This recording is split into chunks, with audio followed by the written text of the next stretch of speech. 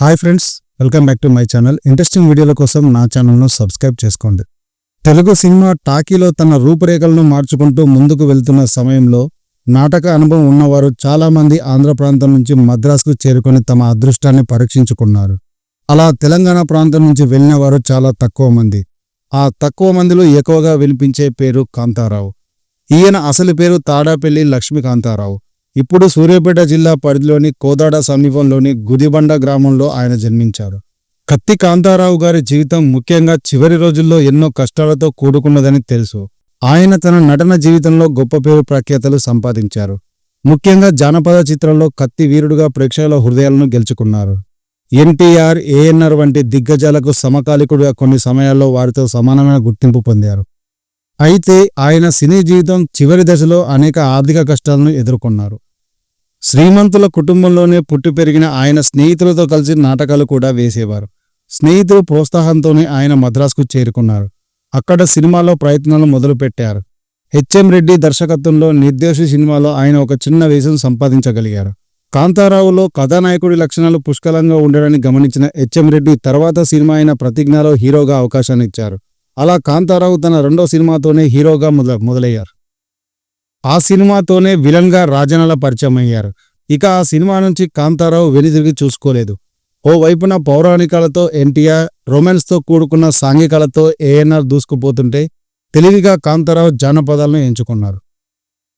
ఆ సమయంలోనే విఠలాచార్య వరుస జానపద సినిమాలను చేయడం కాంతారావుకు కలిసి వచ్చింది. జానపదాల్లో కత్తి యుద్ధంలో కాంతారావు ఎంతో నైపుణ్యం చూపించేవారు. అందువలన ఆయనను అంతా కత్తి కాంతారావు అని పిలిచేవారు. ఎన్టీఆర్, ఏఎన్ఆర్లతో సమానంగా ఆయన సినిమాలు ముందు ప్రేక్షకులకు వచ్చేవి.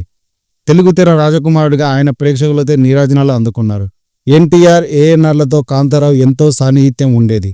ఆ సాన్నిహిత్యం కారణంగా ఆయనకు పౌరాణిక చారిత్రక చిత్రాల్లో వారితో కలిసి నటించే అవకాశం ఏర్పడింది. ఎన్టీఆర్, ఏఎన్ఆర్ సినిమాల్లో వారి సరసన కథానాయకులుగా సావిత్రి, జమున, కృష్ణకుమారి కనిపిస్తే కాంతారావుకు జోడిగా రాజేశ్వరి, దేవిక ఎక్కువగా మెరిసేవారు. కేవీ రెడ్డి, కమలాకర రామేశ్వరరావు, సి పుల్లయ్య, బాపు, విఠలాచార్య దర్శకత్వంలో కాంతారావు ఎక్కువ సినిమాలు చేశారు. అప్పట్లో మద్రాసులో ఎన్టీఆర్, ఏఎన్ఆర్లతో సమానంగా కాంతారావు సినిమాల షూటింగ్లు జరుగుతూ ఉండేవి. ఈ క్రమంలోనే కాంతారావు గారు ఆస్తిపాతులను సమకూర్చుకున్నారు. కార్లు, మేడలు, ఖరీదైన జీవితం ఆయనకు అందుబాటులోకి వచ్చింది. అలాంటి పరిస్థితుల్లోనే సొంత బ్యానర్ను ఏర్పాటు చేసుకొని సినిమాలను నిర్మించాలని నిర్ణయించుకున్నారు. దాంతో ఆయన సొంత బ్యానర్ను ఏర్పాటు చేసుకుని సప్తస్వరాలు, గండర గండడు, ప్రేమజీవులు, గుండెలు తీసిన మునగాడు, స్వాతి చినుకులు వంటి సినిమాలను నిర్మించారు. ఈ సినిమాలు ఆశించిన స్థాయిలో ఆడకపోవడంతో ఆర్థికంగా కాంతారావు దెబ్బతిన్నారు.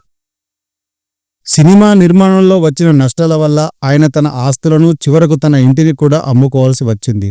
చివరి రోజుల్లో ఆయన క్యాన్సర్తో బాధపడ్డారు. వైద్య ఖర్చులు కూడా చాలా ఎక్కువగా ఉండడంతో ఆయన కుటుంబం తీవ్ర ఆర్థిక ఇబ్బందుల్లో పడింది. ఒకప్పుడు వెండి తెరపై వీరుడిగా వెలుగొందిన కాంతారావుకు చివరి రోజుల్లో పరిశ్రమ నుంచి తగినంత మద్దతు లభించలేదనే బాధ ఆయనకు ఉండేది. చిన్న చిన్న పాత్రలు చేసి జీవనం సాగించాల్సి వచ్చింది. మహేష్ బాబు నటించిన నిజం చిత్రంలో ఆయన ఒక చిన్న విలన్ పాత్రలో కనిపించారు. కాంతారావు గారికి వంశపారంపర్యంగా 500 ఎకరాల పొలం వచ్చింది. ఇంకా 400 సినిమాల్లో నటించారు. ఉన్నదంతా దాన ధర్మాలు, ఇంకా స్థలాలు ఏమీ కొనలేకపోవడం, అన్ని సినిమాలు తీయడంలో నష్టపోయారు. చాలా ఎక్కువ డబ్బులు పెట్టి మద్రాసులో ప్యాలెస్ లాంటి బంగ్లాను కట్టించారు. బాత్రూమే బెడ్రూమ్ అంత పెద్దది అని అప్పట్లో కథలుగా చెప్పుకునేవారు. ఆ తర్వాత సినిమాలు తీసి అప్పులు అవడంతో చాలా తక్కువ ధరకి ఇంటిని అమ్మి అపార్ట్మెంట్లోకి రెంట్కు దిగాల్సి వచ్చింది. రాజభోగం అనుభవించిన కాంతారావు గారు చివరి దశలో వనవాస జీవితం అనుభవించారు. కాల్షీట్లు లేవు అని చెప్పిన అతను చివరికి వచ్చే నెల ఇంటి అద్దె ఎలా కట్టాలి లెక్కలు వేసుకునేవారు. హైదరాబాద్లో సొంత ఇల్లు కట్టుకోవాలి అనే కోరిక తీరకుండానే వెళ్ళిపోయారు. అతను చేసిన పొరపాట్లు కొన్ని అయితే సినిమాల్లో కత్తి తిప్పాడు, కానీ జీవిత యుద్ధంలో రాజకీయాలకి బలైపోయాడు. సినిమాల్లోనే కాదు, జీవితంలో కూడా అడుగడుగున అడ్డంకులు, కుట్రలు, కుతంత్రాలు ఉంటాయి. వాటిని తట్టుకొని నిలబడాలి. కానీ సత్య హరిశ్చంద్రులాగా ఆడిన మాట తప్పకూడదు అనే ఒకే నియమంతో ఉంటే మొత్తం రాజ్యాన్నే కోల్పోతారు. కాంతారావు గారి విషయంలో అదే జరిగింది. టీవీ సీరియల్స్ చేస్తూ ఆయన చాలా వరకు తన కుటుంబాన్ని నెట్టుకొచ్చారు. ఆర్థికంగా ఎన్ని ఇబ్బందులు ఉన్నప్పటికీ అభిమానం చాటున వాటిని దాచి